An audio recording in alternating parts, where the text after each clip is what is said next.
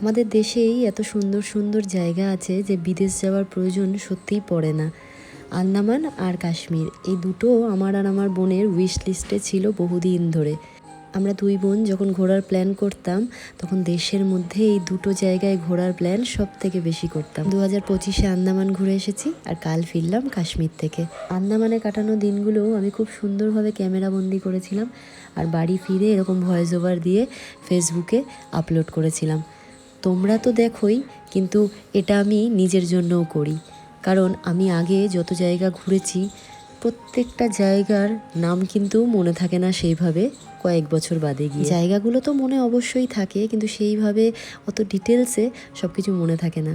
তাই আমি এবারও ভেবেছিলাম কাশ্মীরে কাটানো প্রতিটা দিন, প্রতিটা মুহূর্ত আমি এইভাবে সেভ করে রাখবো।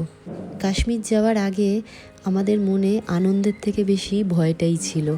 আমার বোনের, এমনকি আমার বর বারবার খালি একটা কথাই বলছিল, কাশ্মীর কেন, অন্য জায়গায় করতে পারতে।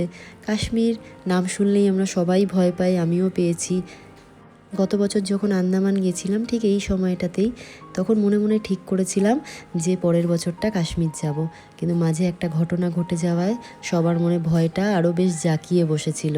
সব কিছু একটু নর্মাল হয়েছে দেখে এবার আমার বোন আর আমি একটু কনফিউজড ছিলাম যে যাব কি যাব না, নাকি অন্য কোথাও যাব, কিন্তু শেষমেশ ডিসিশন নিয়েছিলাম যে যা হবে কিন্তু কাশ্মীরই যাব। আমার হাজব্যান্ডের একজন পরিচিত দাদা সবটা অ্যারেঞ্জ করে দিয়েছিল, সাথে সাহসও দিয়েছিল খানিকটা, আর সেই সাহসের ওপর ভিত্তি করেই আমরা উড়ে গেলাম কাশ্মীরে। বেলা 2টোর সময় আমাদের কাশ্মীরের ফ্লাইট ছিল, তবে চণ্ডীগড়ে এই হাফ অ্যান আওয়ারের মতন একটা লেওভার ছিল। আমাদের ফ্লাইট থেকে নামতে হয়নি, সেম ফ্লাইটই ছিল, তবে যারা চণ্ডীগড়ে নামার তারা নেমে গেছিলো, আর যারা ওখান থেকে আবার বোর্ড করার তারা বোর্ড করার পর আমাদের ফ্লাইট চণ্ডীগড়ের মাটি ছেড়ে কাশ্মীরের উদ্দেশ্যে রওনা দিল। আমরা টোটাল আমার ছেলেকে নিয়ে 8 জন মতো গেছিলাম। ভীষণ ভালো অভিজ্ঞতা। মনের মধ্যে যেই ভয় নিয়ে গেছিলাম, কাশ্মীর পৌঁছানোর পর মনের অজান্তেই সেই ভয় যে কোথায় চলে গেছে নিজেরাও বুঝতে পারিনি। চণ্ডীগড়ের মাটি ছাড়ার পর যে দৃশ্য আমাদের চোখে পড়ল, উফ, মনে হয় স্বর্গ। এখন যখন এই ভিডিওগুলো দেখছি মনে হচ্ছে সেই জায়গায় আবার পৌঁছে গেছি। ছুলাম কাশ্মীরের মাটি, মনের মধ্যে ভীষণ ভয় কাজ করছিল। তখনও তো জানতাম না যে অভিজ্ঞতা এতটা ভালো হবে।